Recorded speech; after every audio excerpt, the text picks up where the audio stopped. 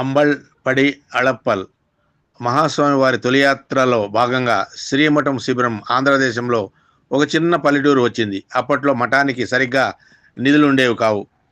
మహాస్వామి వారు ఆ ఊరి అందానికి ప్రశాంతతకి ముగ్ధులై ఇంకా కొన్ని రోజులు ఉండగలిగితే వారు ధ్యానం చేసుకోవటానికి అనుకూలంగా ఉంటుందని అనుకున్నారు. కానీ ఉదయం పూజకు కూడా ఏమీ వస్తువులు లేని ఆ ఊరిలో ఇక ఉండడానికి సరిపడవని చెప్పి మహాస్వామి వారికి మేనేజర్ చెప్పారు. రేపు మహాస్వామి వారి భిక్షకు కూడా ఏమీ లేదని వాపోయారు. మహాస్వామి వారు నవ్వుతూ నేను ఉపవాసం ఉంటాను అని అన్నారు. మేనేజర్ వినమ్రతతో అది మహా పెరియవరికి సులభం, కానీ మఠం ఉద్యోగులకు నాకు అది సాధ్యం కాదు కదా. అంతటా మహాస్వామి వారు కలతవలదు, అంబల్ పడి అళప్పల్, అమ్మ అంతా చూసుకుంటుంది అని చెప్పారు. ఎక్కడో ఉన్న ఈ పల్లెటూరులో అమ్మవారు ఎలా చేస్తారు అని మేనేజర్ గారు చిన్నగా గొణిగారు. ఎవరైనా డబ్బు ఇచ్చినా కొనుక్కోవడానికి చాలా దూరం వెళ్ళాలి, చుట్టుపక్కల కూడా ఏమీ దొరకని పరిస్థితి అని మహాస్వామి వారికి తెలిపారు. శ్రీవారు చిన్నగా నవ్వి వెళ్ళిపోయారు. మేనేజర్ గారు శిబిరం బయట నిద్రించడానికి ప్రయత్నిస్తున్నారు, కానీ వారికి ఉన్న బరువు బాధ్యతల వల్ల నిద్ర రావడం లేదు.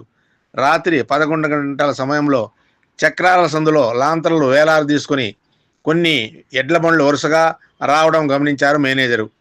వారు శిబిరం దగ్గరకు రాగానే బండి నుండి ఒకరు మేనేజర్ దగ్గరకు వచ్చి దక్షిణ దేశం నుంచి వచ్చిన సాధువు ఉన్న చోటు ఎక్కడా అని అడిగారు. అతడు ఇదే అని చెప్పగానే వారు నాయకుడు వచ్చి మేము దగ్గరలోని పల్లెటూరు నుండి వచ్చాం. పండిన పంటలో మొదటి ధాన్యం రాసిని ఊరి దైవానికి ఇవ్వడం మా ఆచారం. ఈ సాధువు గురించి ఉన్న తర్వాత ఈసారి మొదటి పంట వీరికి ఇద్దామని వచ్చాము అని మేనేజర్ వారితో చెప్పారు.